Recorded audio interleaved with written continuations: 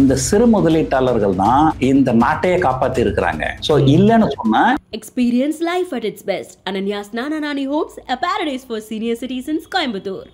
Doctor Sreevarma ஆயுள் தரும் ஆயுர்வேதா அறுவை சிகிச்சை இல்லா குணம் ஆயுள் கால நிவாரணம்.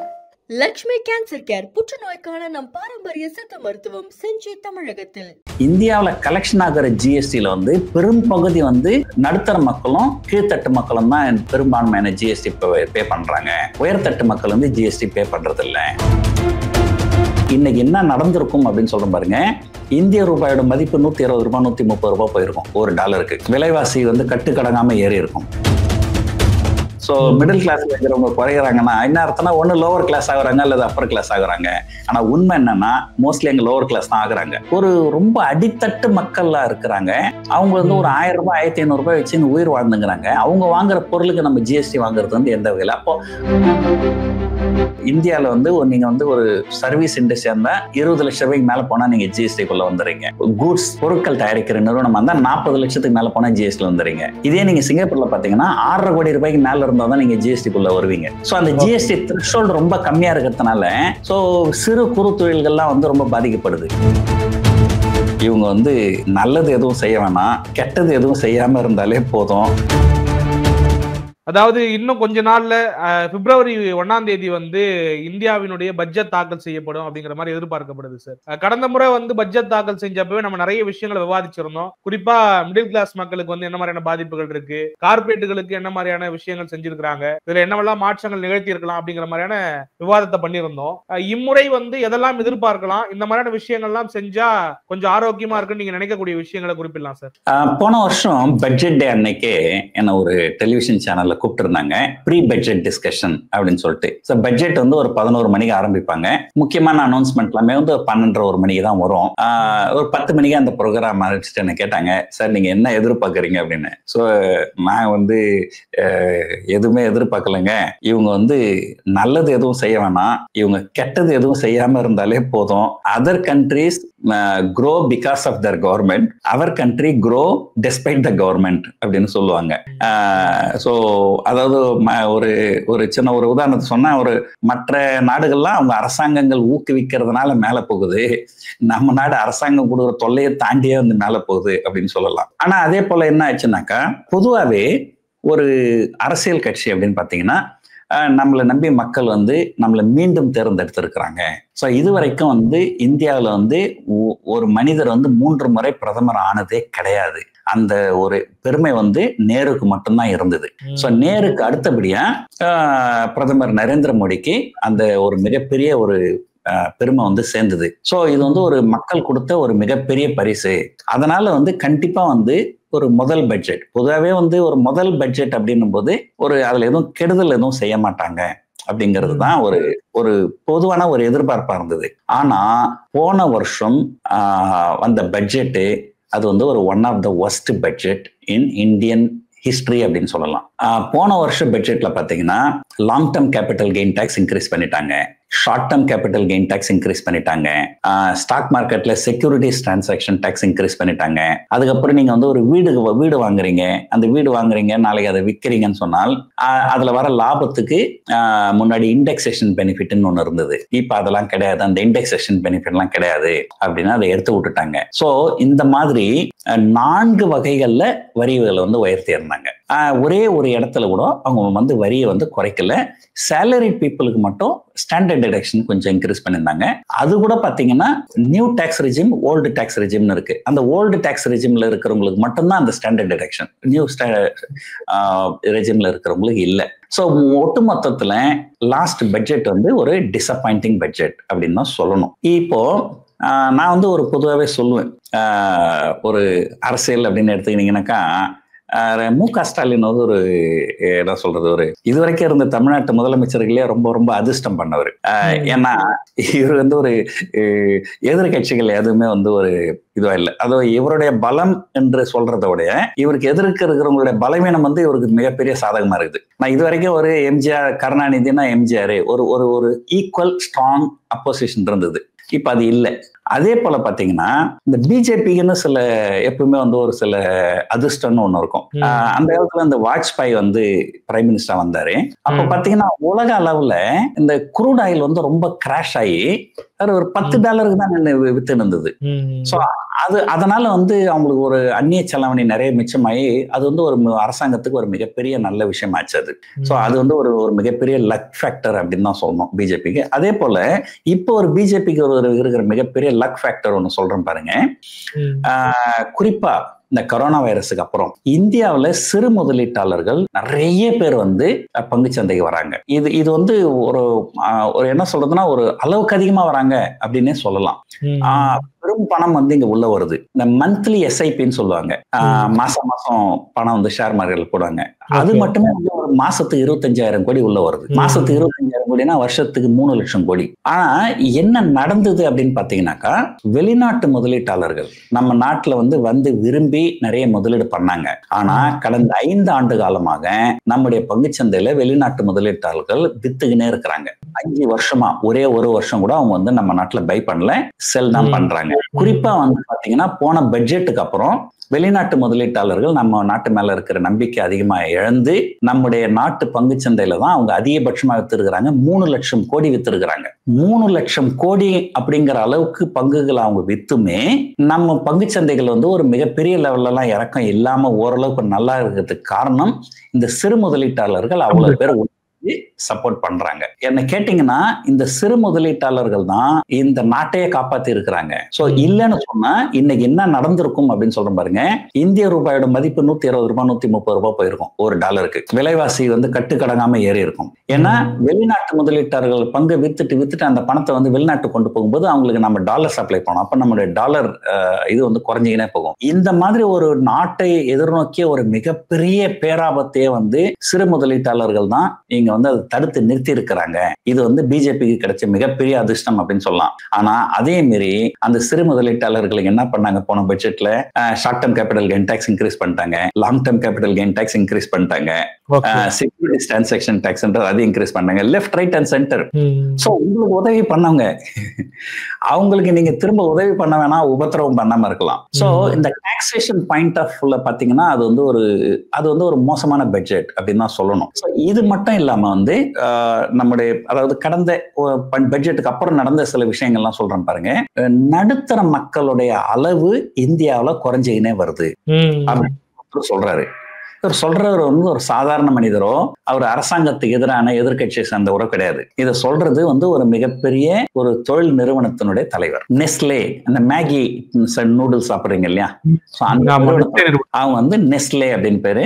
அந்த நிறுவனம் வந்து அவங்க வந்து பங்குச்சந்தையில வந்து அவங்க ஒரு 3 மாசத்துக்கு ஒருத்தர் அவங்க ரிசல்ட் டிக்ளேர் பண்ணோம். அந்த ரிசல்ட் டிக்ளேர் பண்ணும்போது அவங்க ரிசல்ட் சரியில்லை. அந்த ரிசல்ட் சரியில்லாததுக்கு அவர் காரணம் என்னன்னு நிருபர்கள் கேட்கும்போது சொல்றாரு, இந்தியாவில வந்து நடுத்தர மக்களுடைய அளவு குறைஞ்சிக்கினே வருது. அப்போ அதை அரசியலா கொண்டு வர்றாரு அந்த நிருபர். அப்ப நடுத்தர மக்கள் குறையறாங்கன்னா என்ன சார் அர்த்தம் அப்படின்னாங்க. அவர் வந்து அரசியல் பிரச்சனையில மாட்டிக்க கூடாதுன்றதுக்காக அதுக்கு ஒண்ணும் இல்லைங்க, அந்த நடுத்தர மக்கள் வந்து ஒண்ணு கீழ்த்தர மக்கள் ஆகுறாங்க அல்லது உயர்தர மக்கள் ஆகுறாங்க.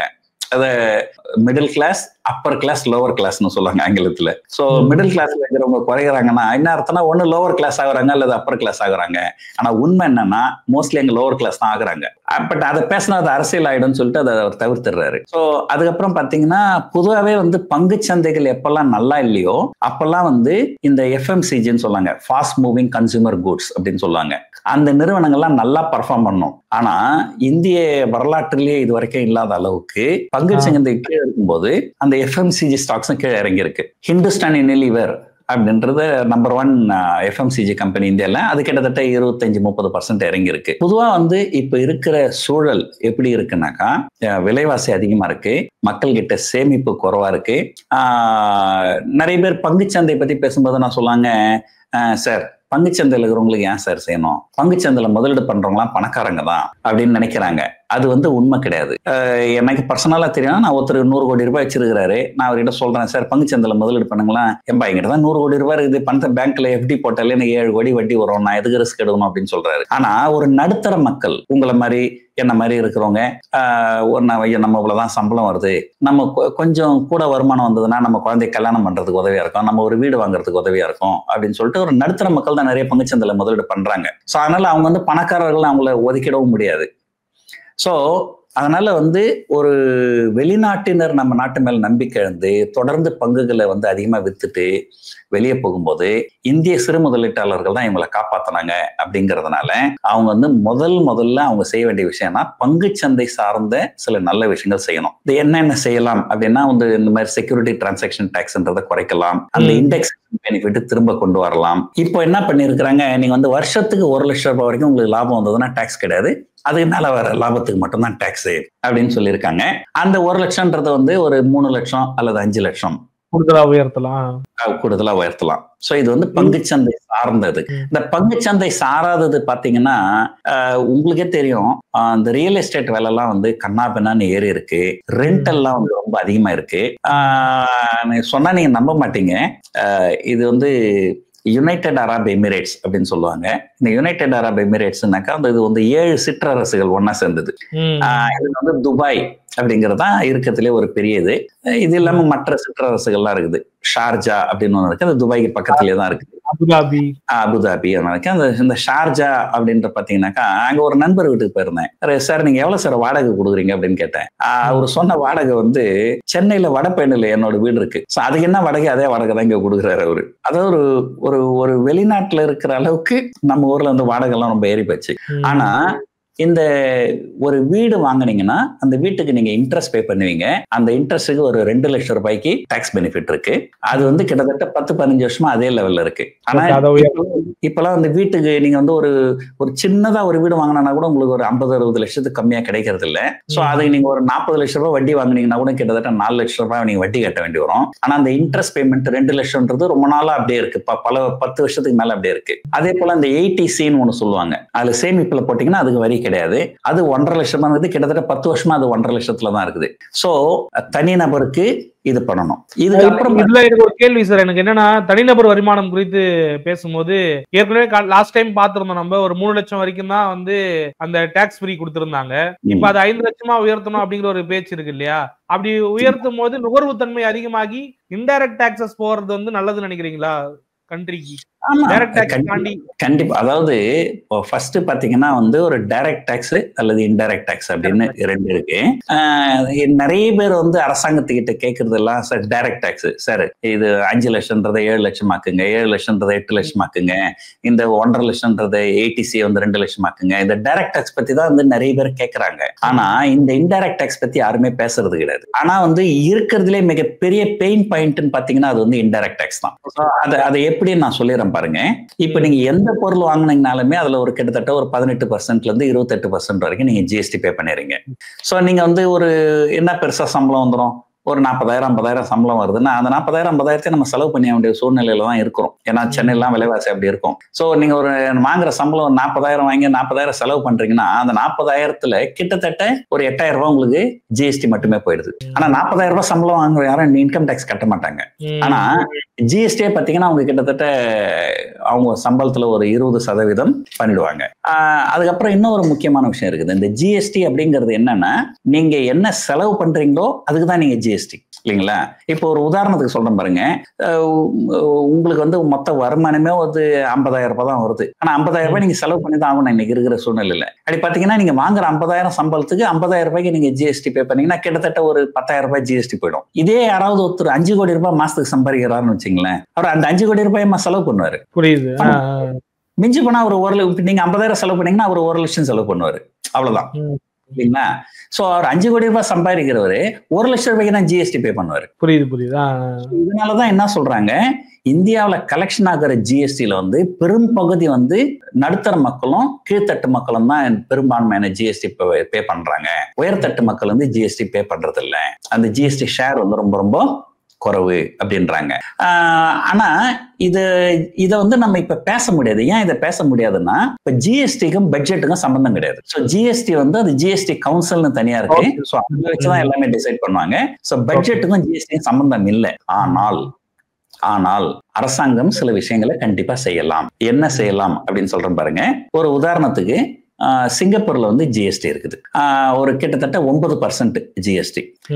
என்ன பண்றாங்க, இந்த ஜிஎஸ்டினால நடுத்தர மக்களும் கீழ்த்தட்டு மக்களும் அஃபெக்ட் ஆகக்கூடாது அப்படிங்கிறதுக்காக வருஷத்துக்கு ஒருத்தரும் ஜிஎஸ்டி வவுச்சர் அப்படின்னு சொல்லிட்டு ஒரு அமௌண்ட் கொடுத்துறாங்க. ஸோ எனக்கே வந்து கிட்டத்தட்ட ஒரு வருஷத்துக்கு ஒரு 50,000 60,000 அந்த அளவுக்கு கொடுக்குறாங்க. என்னோட பேங்க் அக்கௌண்ட்டுக்கு வந்துடும் அந்த காசு. இது வந்து உங்க ஜிஎஸ்டிக்காக அப்படின்னு சொல்லிட்டு. இதுல ஜோக் என்னன்னா, நான் சிங்கப்பூர்ல இருக்கிறதே கிடையாது இல்லைங்களா. ஸோ இருந்தாலுமே எனக்கு கொடுக்குறாங்க. நான் ஏதோ வருஷத்துக்கு ஒரு தடவை 2 தடவை போவேன். அப்போ நான் செலவு பண்ணேன்னா அந்த ஜிஎஸ்டின்னு அதை காரணம். So confederation of Indian industry அப்படின்னு ஒரு அமைப்பு இருக்கு. அவங்களும் வந்து ஃபைனான்ஸ் மினிஸ்டருக்கு ரெப்ரசன்டேஷன் கொடுத்துருக்குறாங்க. அவங்க சொல்லியிருக்கிறது தான், இப்போ வந்து இந்த ரூரல் டிமாண்ட் குறையுது, நடுத்தர மக்கள்கிட்டையும் கீழ்த்தட்டு மக்கள்கிட்டையும் பணம் இது ரொம்ப குறைவா இருக்கு, அதனால வந்து கன்சம்ஷன் இல்லைன்றதுனால இது எக்கானமியே பாதிக்குது.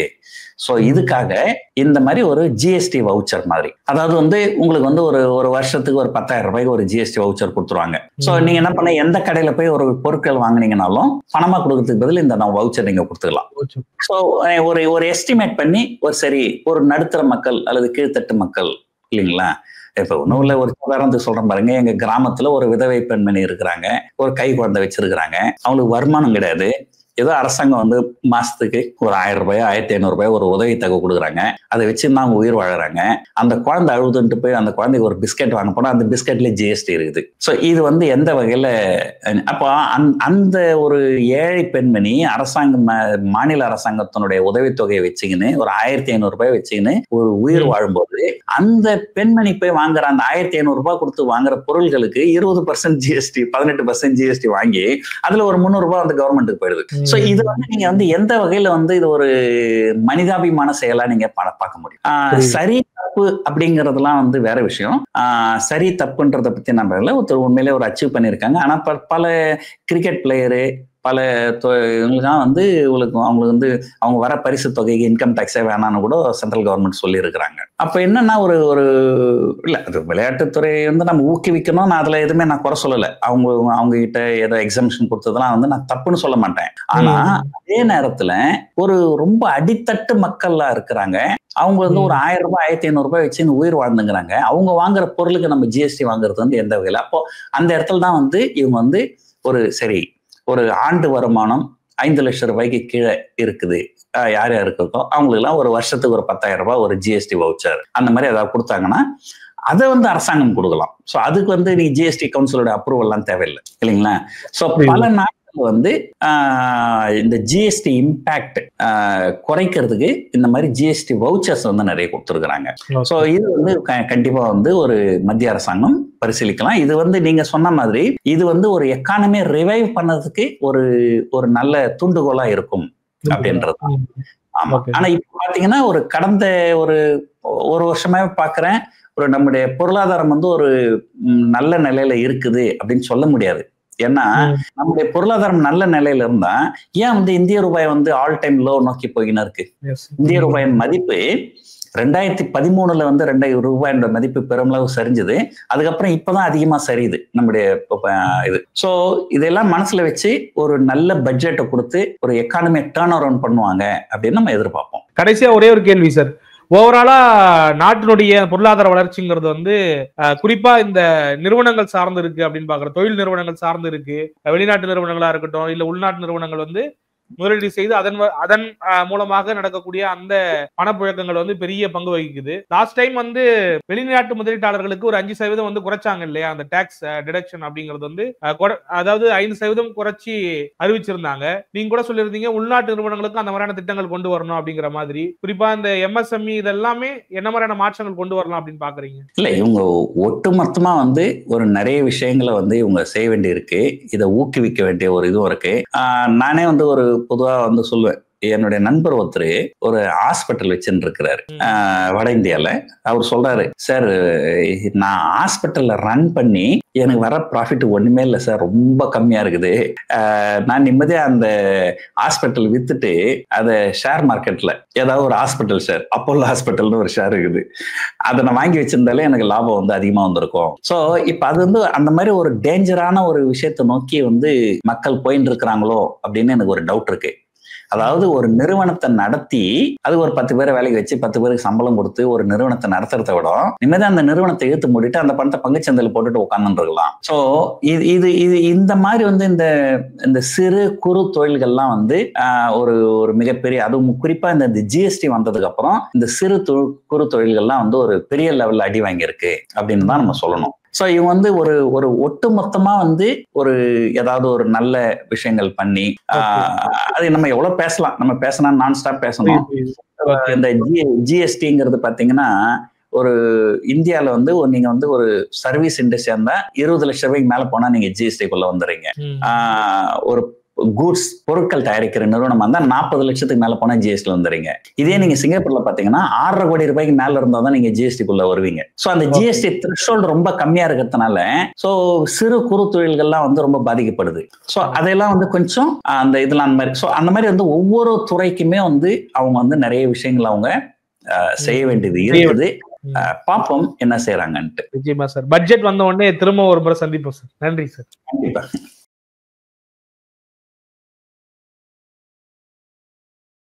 Experience life at its best. Ananya's Nana Nani hopes a paradise for senior citizens, Coimbatore. Doctor Sreevarma ஆயுள் தரும் ஆயுர்வேதா அறுவை சிகிச்சை இல்லா குணம் ஆயுள் கால நிவாரணம். லக்ஷ்மி கேன்சர் கேர் புற்றுநோய்க்கான நம் பாரம்பரிய சித்த மருத்துவம் செஞ்சி தமிழகத்தில்.